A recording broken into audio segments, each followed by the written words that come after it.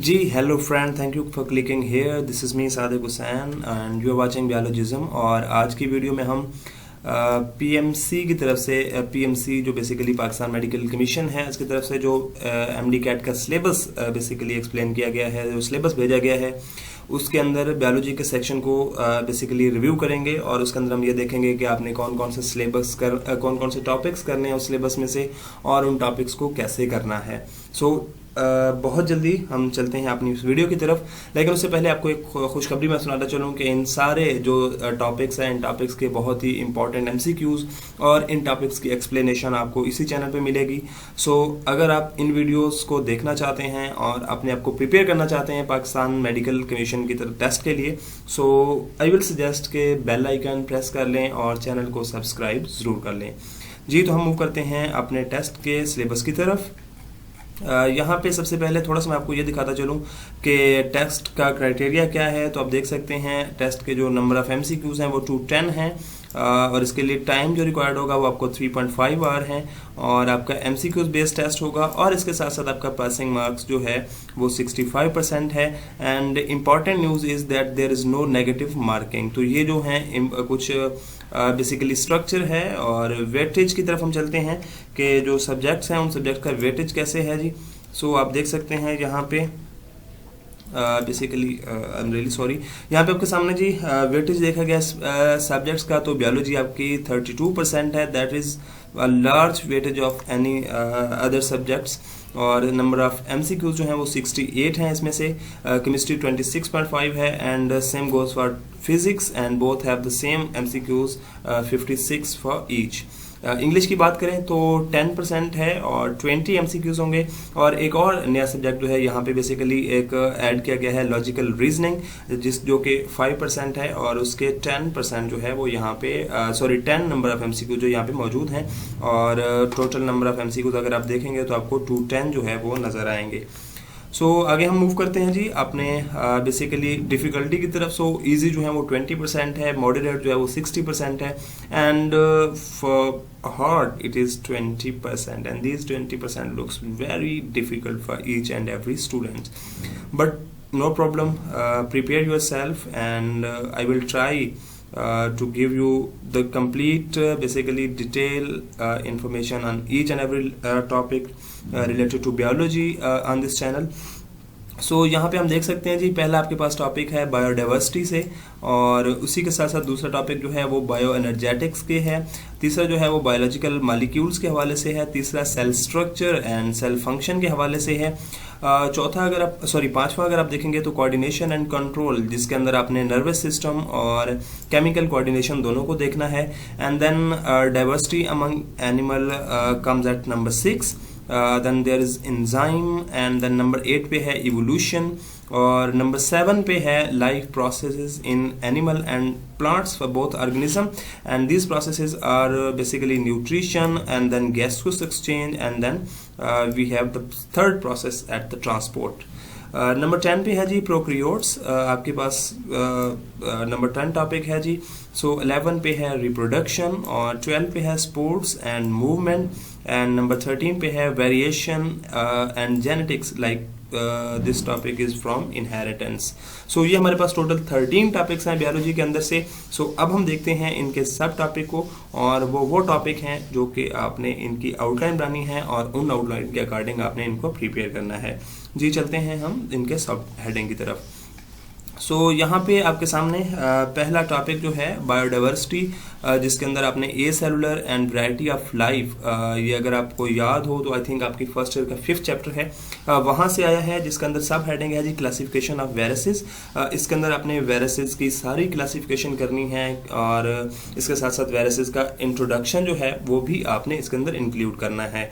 Discovery of viruses के viruses को किसने डिस्कवर किया, आपका चैप्टर नंबर 5th है, वैरायटी ऑफ लाइफ के नाम से, वहाँ पे ये सारी चीज़ें मौजूद हैं। Structure of viruses, T phase, bacteriophage basically उसका स्ट्रक्चर मेन है, यहाँ पे हेड है, कैप्सोमर्स है, टेल है, देन फाइबर है, तो ये बहुत इंपॉर्टेंट है। और उसके अंदर वायरल डिजीज हैं, बाकी सारी वायरल डिजीज आपने चाहे उनके नाम जस्ट याद रखें और उसके अंदर ये आपने याद रखना है कि ये कौन से वायरस से है, आरएनए वायरस है या डीएनए वायरस से है। और उसके साथ साथ एड्स जो है that is very important, AIDS के अंदर रेट्रोवायरसेस जो है वो मौजूद होते हैं। सो ये आपका मेन बेसिकली वायरल डिजीज होगी।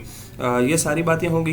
लर्निंग ऑब्जेक्टिव्स आप यहाँ पे देख सकते हैं, trace of discovery of viruses के वायरस को किसने डिस्कवर किया था, आपने टोटली उसकी हिस्ट्री जो है वो देखनी है। और उसके बाद आपने उनके स्ट्रक्चर के बेस पे, नंबर ऑफ स्ट्रैंड की बेस पे, डिजीज की बेस पे या होस्ट की बेस पे जो है क्लासिफिकेशन पढ़नी है। और मेनली आपने जैसे डिजीज के हवाले से मैंने बात की तो उनके अंदर आपने सिम्टम देखनी है, मोड ऑफ ट्रांसमिशन देखनी है और उसके साथ साथ काजेज ऑफ वायरल डिजीज भी देखनी है। सो ये आपका पहला बेसिकली टॉपिक हो गया। अगर हम दूसरे टॉपिक की तरफ आएँ तो दूसरा टॉपिक आपका एनारोबिक रेस्पिरेशन से रिलेटेड है। बायोएनर्जेटिक्स आई गेस आपका सेकेंड ईयर में मौजूद है आई गेस, या सॉरी फर्स्ट ईयर के में ही मौजूद है आपका बायोएनर्जेटिक्स का टॉपिक। सॉरी चैप्टर, वहाँ से आप एनारोबिक रेस्पिरेशन के अंदर देखेंगे जिसपे अंदर लैक्टिक एसिड फर्मेंटेशन होती है और अल्कोहलिक फर्मेंटेशन होती है, फर्मेंटेशन का टॉपिक आता है। देन आपके पास ETC आती है, इलेक्ट्रॉन ट्रांसपोर्ट चेन।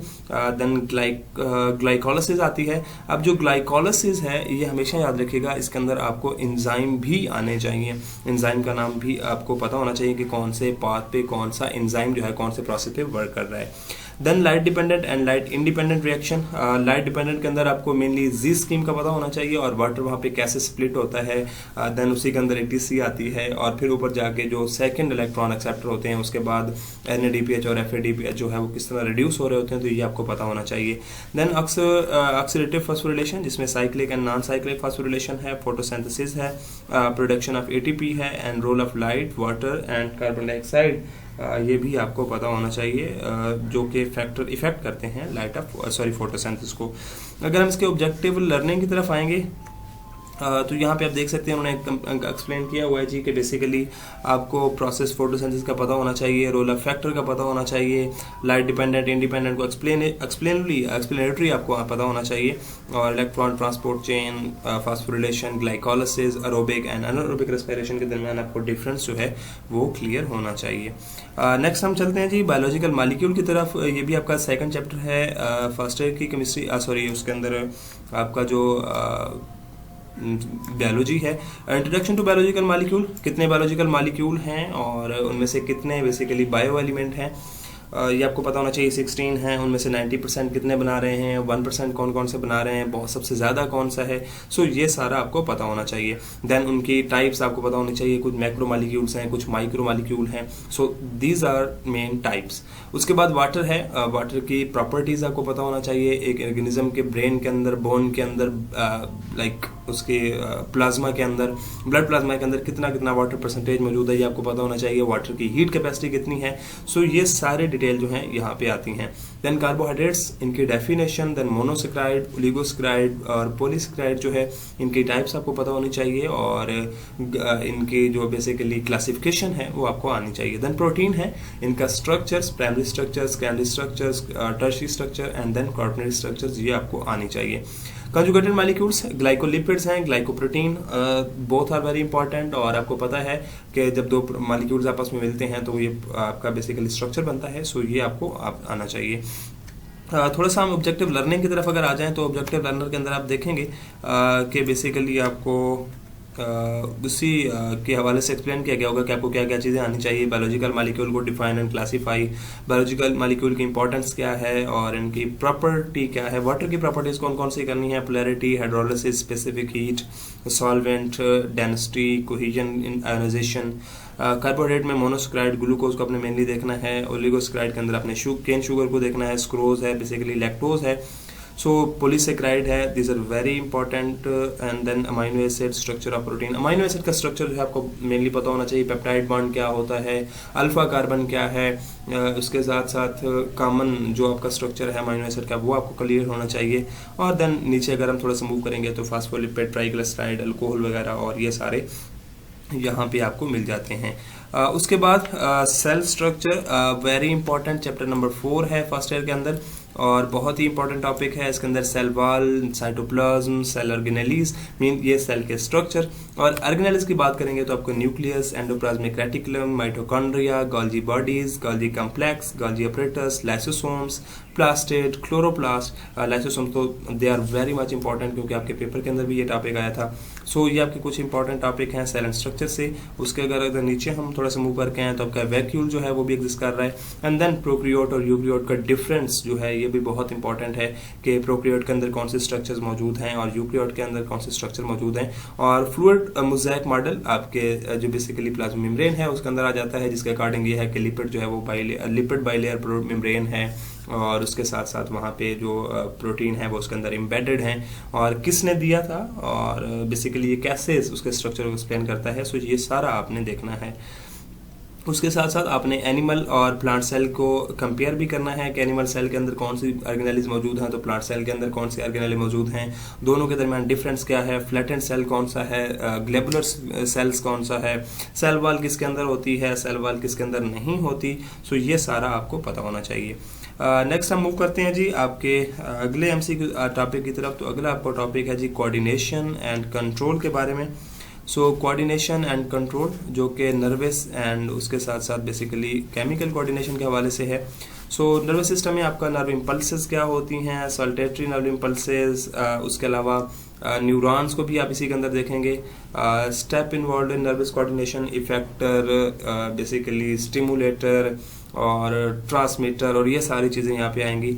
और उसके बाद न्यूरॉन्स स्ट्रक्चर्स क्या हैं, टाइप्स क्या है, ट्रांसमिशन कैसे होती है, इलेक्ट्रिकल साइनेप्सिस कैसे होती हैं, केमिकल साइनेप्सिस कैसे होती हैं, ट्रांसमिशन ऑफ नर्व इम्पल्सेस कैसे होती हैं। उसके साथ साथ यहाँ पे हार्मोन्स के हवाले से भी बात करनी है। एंडोक्राइन ग्लैंड जो है वो क्या होते हैं, इनके एग्जाम्पल कौन सी हैं, किस तरह से वर्कआउट करते हैं। एंड देन उसके बाद फीडबैक मैकेनिज्म जो है जिसके अंदर पॉजिटिव फीडबैक मैकेनिज्म और negative feedback mechanism very important. And then उसके बाद रिफ्लेक्सेस एंड रिफ्लेक्सेस आर्क, ये भी आपको पता होना चाहिए। जस्ट इनकी डेफिनेशन अगर आपको आती है तो that's very good. And level of spinal cord and its main function, यानी स्पाइनल कॉर्ड जो है वो कितने आप कौन कौन से रीजन है इसके अंदर ये भी आपको पता होना चाहिए, और उस रीजन के अंदर कितनी वर्टिब्राई हैं और फंक्शन क्या है ये आपको पता होना चाहिए। उसके साथ साथ ब्रेन के पार्ट्स जो आपके तीन पार्ट्स हैं, मिड ब्रेन है, हार्ड ब्रेन है और बेसिकली फोर ब्रेन है, ये आपको पता होना चाहिए। और उनके अंदर उनके जो सब पार्ट्स हैं उन सब पार्ट के फंक्शन जो हैं ये बहुत इंपॉर्टेंट है फंक्शन। और स्पेशली इसी तरह मेडा ओब्लागेटा जो है, मेडिनिया ओब्लागेटा, उसका बहुत इंपॉर्टेंट फंक्शन है जो कि हर दफ़ा जो है वो एमडी कैट के अंदर पूछा जाता है। सो ये इंपॉर्टेंट कुछ पार्ट्स हैं। थोड़ा सा हम फर्दर मूव करते हैं जी। यहाँ पे ऑब्जेक्टिव रीजनिंग आपने देख लेनी है, इनके अंदर थोड़ा सा और सिंप्लीफाई किया होता है उनको।